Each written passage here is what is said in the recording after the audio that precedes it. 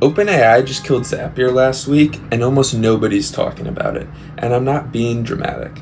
I spent the last week sitting next to teams using OpenAI's new workspace agents during this research preview. And the thing that every AI YouTuber is calling custom GPTs 2.0 is actually the cheapest way to replace your entire automation stack for free until May 6th. So in this video, I'm going to show you exactly what changed, the one pattern of work where these agents are absurdly good, and the first agent you should build this week before the free window closes. Let's get right into it. Okay, first, why this is different from custom GPTs and projects, because that's the comparison everyone's making, and it's wrong. Custom GPTs were basically a prompt in a suit. You wrote instructions, uploaded a file, maybe attached an action, and you shipped it. I tried using one for customer support ticket triage inside a team that I was advising a few weeks ago, and it failed. And it didn't just barely fail, it failed in the type of bad where the marginal lift over a rep from just reading the tickets themselves was negative once you counted all the second guessing time that you had to put into reading those tickets. But the projects were better. They gave you shared context, files, memory. If custom GPTs were prompt first, projects were context first. But projects still need a human to drive, someone to look over everything. Someone has to start the session, create the files, and decide what actually matters. Workspace agents are different than both of those. They're process first. So the agent runs on a schedule, uses tools, works across files, posts results into Slack, where the actual work gets done. That same support ticket workflow that failed on custom GPTs on workspace agents this week, it's producing drafts the ticket owner will actually send, and it's the same task but just on a completely different category of product. Here's the pattern, and write this down because this is the whole video summed up in a few sentences. Workspace agents are good at work that has four things. One, it repeats weekly, daily, hourly, monthly, whatever it is. Two, it has a clear good output and a clear bad output that you can judge. Three, you can describe it in a paragraph, simple. And four, it crosses two or three tools that used to need a human to coordinate, but may not anymore. If your work fits this shape of those four things, this product is going to feel like magic. If it doesn't, you're going to bounce off it. It's not going to work. The phrase to keep in your head is known path. If the path is known, this agent's going to win. If the path is unknown, novel research, one-off strategy work, long horizon stuff that changes daily, use a different tool.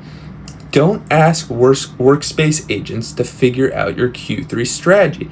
That's the wrong eval, and you'll come away thinking the product is broken, when really you just pointed it at the wrong job. Now here's the part of this that nobody's covering.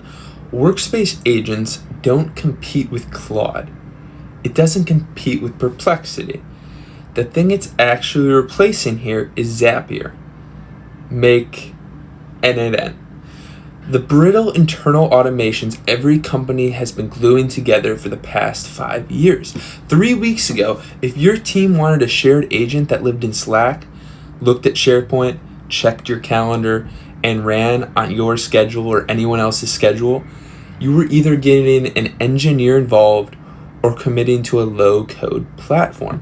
But now, literally this week, you describe it in plain English and you can ship it in an afternoon. And if you look at how OpenAI and Claude are positioning themselves for the future, this gets even more interesting. Claude is going very vertical.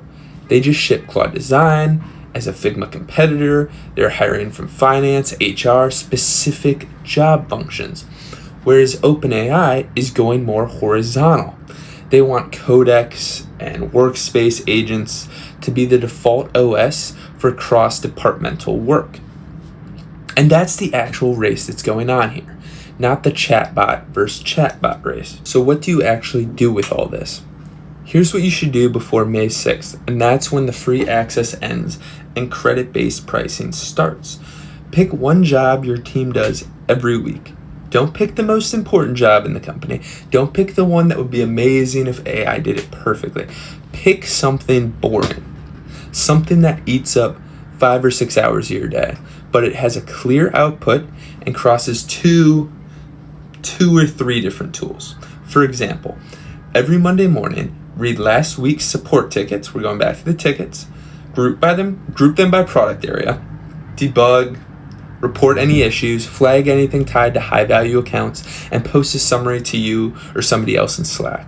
Or every time a new opportunity hits a stage, pull the account research, summarize the last call, check the CRM for next steps, something like that, something boring. Write that workflow down in one paragraph. The entire workflow has to fit in one paragraph, and if you can't, the agent won't save you. You're asking it to solve ambiguity your team hasn't resolved yet. Then open the builder, let ChatGPT scaffold it, connect only the tools you need, ship it to Slack, and let it run for the week. Forget about it, just let it run. And at the end of the week, do not ask, is this impressive? That's the wrong question here. Ask 3 real questions. Did it save time against the old workflow? Did the review burden stay below the time that it saved? And would the team miss it if you actually turned it off? If yes to any of these, congratulations, you have a real agent that's building real value for you, and you should build the next one. If not, you learn cheaply, and it's probably something wrong with the connectors anyway. But you should try again with a different job. And one last thing that I'll leave you with, because this is the trap. The biggest reason internal AI rollouts fail isn't the model. It's the leader's promise, lighter work, and teams discover it's actually heavier. It's more review, more second guessing, more did the agent do this right? If your first agent doesn't lift load off the team, just kill it. Build a different one. Build something boring. Make it work, then build the next one. Don't shoot for the stars right away. Come back down to earth. If this was useful, hit subscribe. I'm covering workspace agents and the broader OpenAI versus Claude split every week. And drop a comment with the first agent you're going to build. I read all of them. I respond to all of them. See you in the next one. Deuces.